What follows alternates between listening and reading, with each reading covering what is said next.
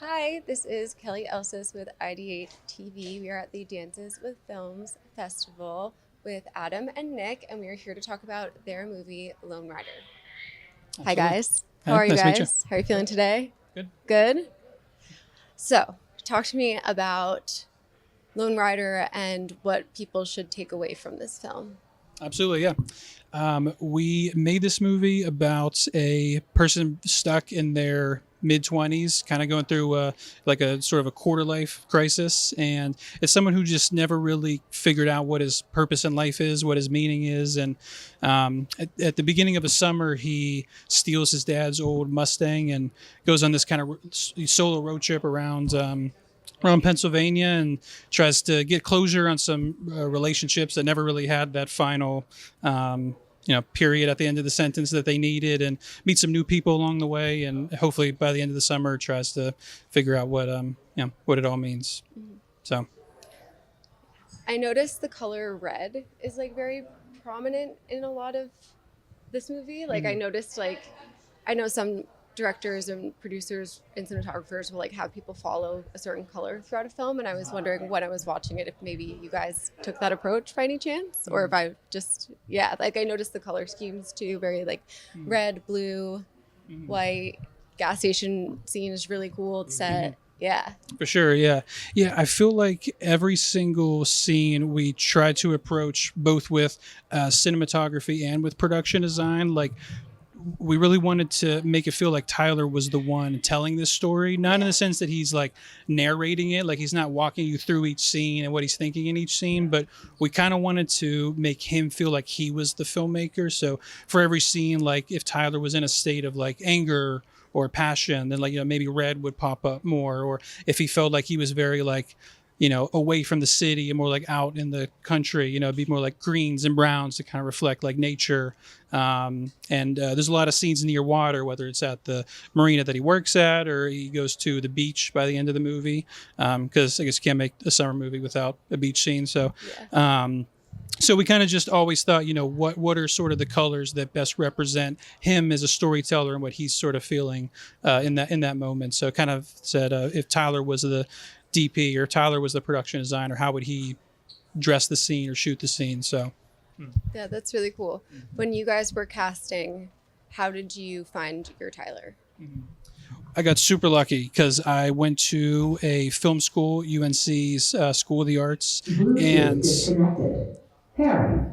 they have It's the other host. I'm just okay. kidding.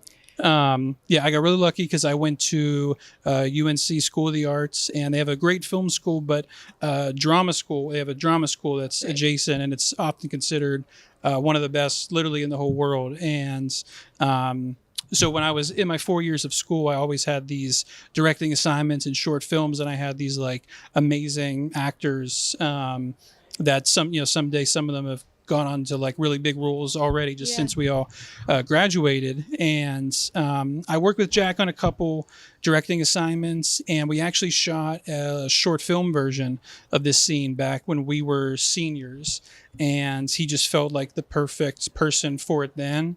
And I told him when we shot the short that I'd love to make it into a feature one day, and I sort of just came to him a couple years later and said, "Hey, look, me and Christian, who was he was my roommate, fourth year of college, the co-writer. We wrote the feature script, and he liked it. And I said, hey, you want to sort of get the gang back together from the short film and make the feature version of it?" And he was luckily it fit timing with he was shooting a Dexter TV show, and luckily we were able to kind of squeeze it in between shoots and press. And it was tough doing scheduling, but we made it work. And he was fantastic to work with. So. Yeah, that's really exciting. Also, wardrobe, I noticed, was a major player in this film as well. Like, I noticed Alice, the love interest, she's always wearing like really bright colors compared to like he's kind of wearing more like neutrals, like you know what I mean? I feel like the wardrobe itself kind of had its own role throughout this film. Also, the sister is very like light and bright, and there's always like fresh, like she's at like her fresh home, and she's just so like kind and up all the time, like very like sunny is like the way I would describe her. But yeah, talk to me about the wardrobe if you guys. Yeah, it's sort of that sort of also falls in that category of like putting Tyler in the scene and saying like, how does he look at these people? How does he remember, you know, what these people represented to him? Or like you mentioned Alice, you know, she's moving to Paris, and so in the flea market scene that they have in this movie, she's wearing sort of like a Paris beret, and it's sort of like a foreshadowing of moving to Paris. So yeah, it sort of just falls under that same umbrella of like, you know, did Tyler feel that he was, you know, maybe maybe his mind was still thinking about work and his job, so he was still wearing the work clothes even outside of work, or you know, did he kind of want to wear something a little bit more colorful and bright because he was with his sister, who kind of brings the best out of him because they're so close. So yeah, sort of falls in that same umbrella. So yeah, I also loved, not to spoil the ending or anything, I just loved the voicemails at the end too, and I loved, like, what I took from it was like this, the sister says something to him like, you have such like a nice little life, like you, like, because he's explaining like his morning and he's like not loving it, and then he kind of is like, I woke up kind of, I don't know, I got Uber Eats, and she's like, you live such a nice life for someone who complains so much. So it's like, he always has like the options to like accept love and step into his life, but it's like he kind of gets in his own way a little bit, and but like he always has access to it, and like all he has to do is just kind of like lean in, which he kind of ends up doing toward the end, which is so sweet. And I also think it was really powerful, also spoiler alert, when he finally says how he was feeling to a certain character. He just like, there was so much power in how much he was holding in with that, and like I feel like his life kind of started to change after that in like a positive direction. So I guess just like the power of holding certain things in, and like those small moments can be so major for people's like trajectory. Yeah, sure. Yeah, we knew, because the movie sort of only takes place over the course of a summer, over a couple months, we knew we didn't want Tyler to have this like grand transformation and kind of walk away at the end as this totally like George Bailey at the end of It's a Wonderful Life, and he's just like a changed man. But we really wanted to show that like the, you know, the seeds of his growth were at least there, and that there's at least like the beginning of the next journey. Like, I don't think we'll ever make a sequel for this movie, but I think that we wanted to leave it open that there could be, in theory, like it kind of felt like another journey was about to begin at the end of it. So, you know, we kind of kept that in mind throughout the whole filming and writing. And yeah. How long and where did you guys shoot this? Answer this one. Yeah. So we shot in Pittsburgh, Adam's hometown. Nice. When you mentioned the colors earlier, also, I just wanted to mention the red. It's, you know, it's a hometown movie. It's where Adam's from. We had a lot of friends and family and locals help us out, which we're grateful for. But the hometown colors for his high school, I believe, were red. Yeah. Red and white. So it's kind of like, you know, I feel like an homage to where he's from. That's cool. So yeah. And then what'd you at? Oh yeah, how long? How long? So we originally had a 17-day schedule or 16? Something like that. But we got kind of we got delayed because of the strikes.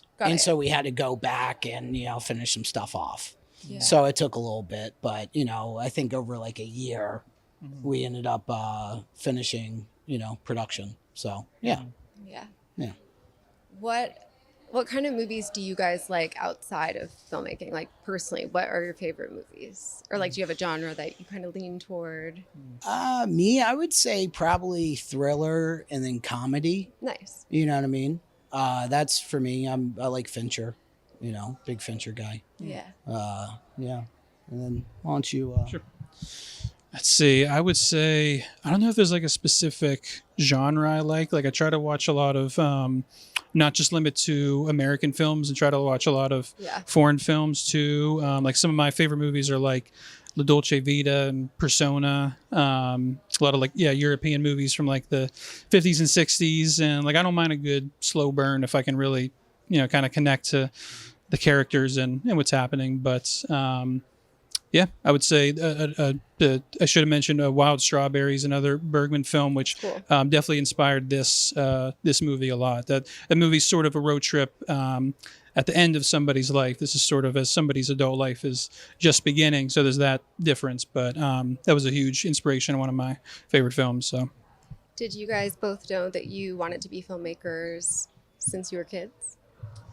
Yeah, when I was 8 years old, I wrote a script that was Star Wars in Pittsburgh. Oh, that's cool. Yeah, I wish I still. It got deleted on some memory card and some hard drive sometime, but we'll maybe our next feature. Mm-hmm. Yeah, but I'd say probably like 8, 9 years old. I was writing movies and getting like all the neighborhood kids to act it out and be my actors. Cool. So I don't know. Did you have a? I think in 4th or 5th grade, there was like a school journal where all the students could write a little thing, and I rewrote Caddyshack. That's iconic. Just by memory. That's so good. Yeah. They couldn't put it in the little booklet for the families and students, and so they gave me like a little side thing. That's cool. Yeah. That's really cool. Yeah. So where can people watch this movie, and where can people follow your careers? Well, here you go. Sure. So we have a premiere today at Dances with Films at 2:45, and then we are also have a screening at the Wyoming Film Festival on July 10th, and then we have a couple more festivals coming up that haven't announced yet, but we would announce them on our Instagram. Yeah, that's one of the ones that hasn't been announced, but ignore that for now. For only like 2 more days. But our Instagram is Lone Rider Movie, one word, Lone Rider Movie, and we announce all of our lineups and times, and anytime the movie's screening, we'll do some shout outs on there. So yeah, follow us on Instagram.